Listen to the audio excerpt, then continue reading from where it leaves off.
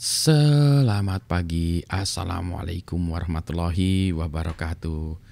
Berjumpa kembali dengan Budi Raharjo di Padepokan Budi Raharjo tuh. Kita mulai dengan ngopi dulu, kemepul ngopinya. Bismillahirrahmanirrahim. Sedap banget. Kita mulai dengan ngopi dan kita bahas soal the hype of AI. Artinya sekarang semua orang sedang lagi ini ya, gegap gempitanya AI. Di mana-mana kita melihat artificial intelligence, AI. Ada orang yang plesetannya AI, anak intern. Kalau saya AI beda lagi dulu. Dulu di security saya membuat istilah AI buatan saya sendiri, namanya artificial ignorance. Ya, jadi itu ceritanya kita mengignore, karena gini, datanya banyak, kita remove yang tidak penting gitu ya. Nah, jadi kita buat tools untuk melakukan artificial ignoring ya, mengignore data yang nggak penting sehingga kita bisa memproses data yang penting saja. Tapi kita kembali ke AI. Kenapa semua orang lagi AI gitu, termasuk saya sih. Tapi sebenarnya saya ada alasannya juga gitu. Jadi nggak sembarangan aja. Meskipun banyak orang yang sembarangan aja gitu ya. Nah, hanya saya memang tidak ingin komentar negatif terhadap hal itu ya, karena ini dia nih. Saya tunjukkan ceritanya ya. AI itu sebentar. Ini harus saya zoom menjadi lebih benar. Sebentar, ini kayaknya salah nih. Saya swap ya. Displaynya saya swap display. Nah, harusnya itu ya, benar ya. Bentar ya, ini swap display harusnya nggak gitu. Nah, harusnya gini kali ya. Bentar, saya lihat dulu. Iya benar ya. Sebentar, ini saya lihat dulu ya. Ini kadang-kadang suka kacau ya. Transition, nah ini baru benar. Jadi, kalau kita lihat, ini sebentar, ini ada yang kepotongnya. Nggak apa-apa. Kalau kita lihat dari perkembangan artificial intelligence itu mulainya dari tahun sekitar 150-an something, 55 atau 57, itu dimulai dengan zamannya siapa namanya? Ini zamannya sebentar. Ini dia zamannya. Nah, zamannya McCarthy ya, John McCarthy, dia di tahun 56 mengatakan artificial intelligence adalah machines that can perform tasks that are characteristic of human intelligence.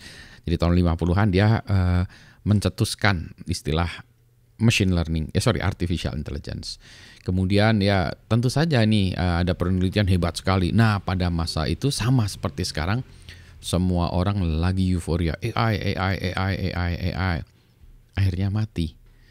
Kenapa? Karena pada tahun-tahun itu teknologinya masih terbatas, komputasi masih terbatas, sehingga AI-nya masih belum bisa melakukan apa-apa yang praktikal. Teorinya udah mulai dikembangkan, tapi secara praktis belum. Kemudian berkembang lagi, berkembang. Nah, sekarang kita lihat, sebentar mana ya? Kita lihat AI-nya kemudian mati ya, itu penelitian baru bangkit lagi sekitar tahun 1980-an. Wah, AI berkembang lagi. Nah, ini zamannya munculnya awalnya statistik dulu ya, statistik dengan Bayesian segala macam untuk memisahkan antara misalnya email spam atau bukan spam ya. Wah, ini luar biasa. Dan pada saat itu juga muncul yang namanya neural network, ANN, artificial neural network. Selain dari tadi pendekatan statistik, ada juga pendekatan connectionist yang pada prinsipnya adalah melihat hubungan otak sebetulnya. Karena kita nggak ngerti cara manusia bekerja, udahlah kita lihat cara kerja otak kita bekerja.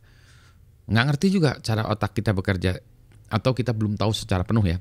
Ya udahlah kita lihat strukturnya aja, strukturnya connection antara neuron dan seterusnya. Kemudian disederhanakan, ditemukanlah cara learningnya, berbagai algoritma, backpropagation gitu ya, dan seterusnya. Maka AI dalam bentuk artificial neural network mulai muncul di sini. Ya, jadi mulai muncul di sini, kita harus memilah-milah fitur yang kemudian kita masukkan ke dalam statistik tadi atau kepada connectionist tadi ya, yang kepada strukturnya, kemudian kita buat algoritmanya, kita learning kan dengan datasetnya, muncullah ini ya, machine learning. Tiba-tiba turun lagi, karena dia tadi fiturnya hanya seperti itu aja. Ini tahun 80-an, masih ingat ya, 80-an kan komputer juga baru IBM XT, atau sebelumnya tahun 75 tuh Apple II, dia memorinya sangat terbatas. Memori itu masih satuannya kilobytes kalau tahun 75-an, kalau di sini mulai mega ya, mulai PC itu 640 kilobytes, kemudian muncullah lagi, mulailah di sini ordenya adalah megabytes ya.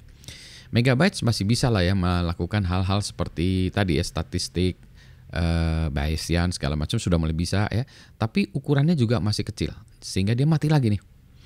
Barulah di tahun 2010-an naik lagi. Nah, sekarang kita ada nih ya 2010, 2020-an. Nah, di sini kita. Jadi ya kalau kita lihat ya siklus ini dari tahun 1950 sampai 1980. Dia 1 2 3 tahun ya. Satu ada 3 tahun. Ini juga sama ya. 1 2 3 tahun ya. Ini juga adalah 1 2 3 kemungkinan 3 tahun juga ya. 2010, 2020, ini 2030. Nah, sekarang kita video ini dibuat tahun 2022, jadi di sini ya. Nah, tentu saja ini masalahnya masih adalah hype ya. Kalau kita bicara tentang perkembangan teknologi itu biasanya ada 3 tahap juga. Ada tahap pain, pleasure, perfection. Jadi ini kita tahap pain itu masih belajar setengah mati ya. Contohnya kalau dulu 3G misalnya, setengah mati itu 3G gitu ya. Terus abis itu pain, pleasure, 3G ada di mana-mana enak sekali. Kalau sekarang 4G ada di mana-mana enak ya. Setelah itu perfection. Nah, sekarang 4G sudah perfection di Indonesia ya. Perfect di mana-mana ada 4G gitu ya. Tinggal matinya. Jadi kalau 3G udah lewat perfection ya udah mati lah. Ya masih ada tapi secara teknologi sebetulnya sudah ini ya, mulai tidak ada orang investment beli lagi 3G gitu ya. 5G itu sama, 5G itu baru di sini ya, masih pain. Karena kita belum dapat sinyal-sinyal 5G. Tempat saya ini belum ada 5G ya. Di beberapa tempat sudah ada. Jadi masih pain, bukan pleasure, bukan perfection. Nah, AI yang di tahap ini, AI dalam bentuk deep learning, yang mana di deep learning itu fitur-fitur diekstrak sendiri oleh kalau kita bicara connectionist ya, diekstrak sendiri dengan menambahkan layer, sehingga fitur-fiturnya kita nggak perlu tahu. Kalau kita mau milah antara kucing dengan anjing itu dia fiturnya kita nggak perlu tahu. Kita tambahkan layer. Nah, fitur extractionnya itu dilakukan oleh layer-layer tambahan tadi. Sehingga apakah fiturnya adalah berat badan, kelincahan, matanya atau apapun itu kita nggak tahu sebetulnya. Kalau di machine learning tadi ya tahap yang sebelumnya ini yang ANN awal-awal itu kita harus memilah fiturnya sendiri. Sekarang udah nggak di sini ya. Anyway, jadi sekarang kita sudah mulai dari pain, mulai mau ke pleasure. Maka di sini pleasure itu biasanya dibutuhkan orang yang banyak untuk mengembangkan berbagai aplikasi-aplikasi. Tapi jangan salah ya, nanti ada juga perfection dan kemudian mati. Wah Pak, nanti AI akan mati. Nggak juga, kalau kita lihat ya siklusnya seperti ini, nanti akan ada AI baru lagi yang mungkin menggunakan teknologi baru lagi ya, mungkin quantum AI gitu ya. Nah, kalau yang di sini yang sebelah kiri ini ya artificial intelligence yang awal-awal ini kita ada mechanical-nya segala macam ya. Di yang machine learning ini saya ikut nomenklatur ini aja ya. Sebetulnya bisa dengan cara lain. Di pas machine learning ini kita mulai menggunakan komputer algoritmik ya. Deep learning ini kita sudah makin hebat menggunakan cloud segala macam ya, udah makin hebat. Mungkin berikutnya lagi apakah dengan kuantum atau dengan sesuatu ya. Nah, kalau kita lihat dari yang sebelah kiri ini manusia lebih jago daripada si AI-nya. Di machine learning manusia masih lebih jago daripada mesin mulai mencoba menyamai. Nah, di deep learning ini sekarang nih mesin sudah mirip seperti manusia untuk spesifik task. Misalnya mengenali wajah, mengenali warna, itu dia udah samalah dengan manusia ya. Tapi untuk hal-hal yang lain misalnya mengertikan bahasa dan melakukan conversation itu masih belum. Ya, jadi nanti setelah ini sekarang tahapnya itu adalah mirip manusia. Ya, mirip manusia. Nanti tahap berikutnya lagi dia si artificial intelligence ini lebih hebat dari manusia. Seperti halnya komputer. Nah, itu yang saya mau kejar ya. Maksudnya gimana sih seperti komputer? Gini lah, kalau kalau dulu kita pengen buat mesin seperti manusia karena mesin itu bodor ya atau bodoh. Sekarang mesin komputer yang kalau kita algoritmik itu jagoan banget ya. Kalau Anda saya suruh ngitung perkalian 2.326.523 pangkat 2 gitu. Kan parah ya. Kalau dengan komputer set langsung jadi. Jadi komputer lebih hebat dari manusia untuk hal seperti itu. Nah, sekarang ini machine learning ya sama deep learning ini dibuat mesin menjadi seperti manusia.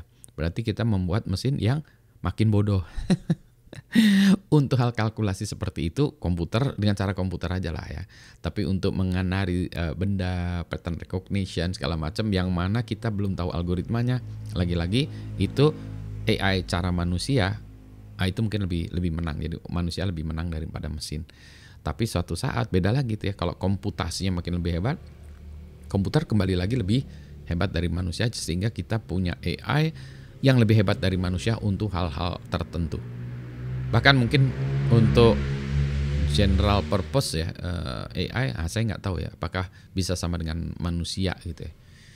Meskipun dia mungkin belum punya feeling ya, tapi setidaknya untuk membantu manusia mengerjakan hal-hal yang ya tedious atau yang butuhkan ketelitian tinggi yang mana manusia kurang hebat ya, mungkin komputer bisa membantu. Ya, begitulah tanggapan saya tentang AI atau euforia AI saat ini. Ya, jangan marah-marah, tapi juga jangan jangan terjebak, pahami betul gitu. Kalau Pak Budi gimana? Pak Budi saya terjun ke AI dengan teman-teman yang mencoba memahami betul. Itulah sebabnya kita hati-hati, tapi kita jagoan nih, cuma itulah nanti hubungi saya tentang AI-nya. Jadi ada masalah-masalah yang harus saya pecahkan dulu untuk membuat AI menjadi lebih baik. Tapi itu topik terpisah karena ini udah kepanjangan. Ini kopi saya juga sudah mulai dingin. Selamat pagi. Assalamualaikum warahmatullahi wabarakatuh.